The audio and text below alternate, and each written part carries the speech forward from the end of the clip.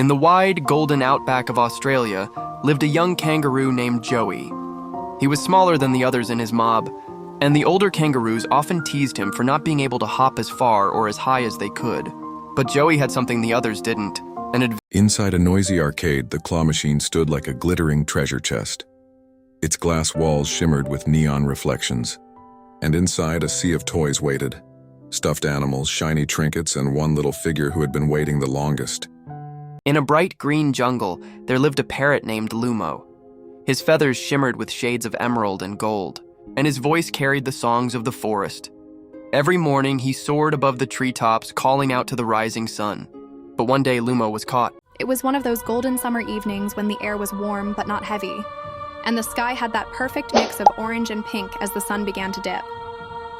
The Rodriguez family had gathered at their favorite spot by the lake for their annual cookout.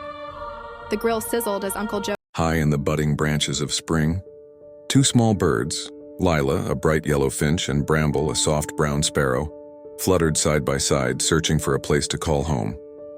They had flown through meadows, over streams, and across gardens. On a quiet stretch of beach where the waves whispered against the sand, a small hermit crab named Pippin scuttled along the shoreline.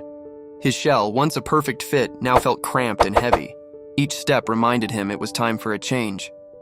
Pippin searched high and Gray Point Lighthouse stood against the cliffs like a sentinel, its lamp the only comfort to sailors on the Black Sea. For nearly 3 decades, Thomas Hale tended it faithfully. Each evening, he climbed the winding stairs, lit the flame, and watched as its beams swept the. In a small animal shelter tucked behind a row of oak trees, a little golden-furred puppy named Max waited patiently in his crate. Every time the door creaked open, his tail wagged wildly with hope. Visitors came and went, some smiling at him, others. Deep in the green hills of Ireland, where the mist curls around the shamrocks and the streams sing like fiddles, there lived a band of leprechauns. Everyone knew leprechauns loved gold and tricks, but few knew their other secret. Once a year, when December's high in the misty mountains, a young dragon named Ember watched the older dragons soar through the clouds. Their wings stretched wide, glinting like emerald sails in the sunlight. Ember's wings, though strong, trembled each time he tried to leave the cliff's edge. "I'll never fly," Ember. High above the earth, nestled inside a fluffy white cloud, a tiny droplet named Luma was born.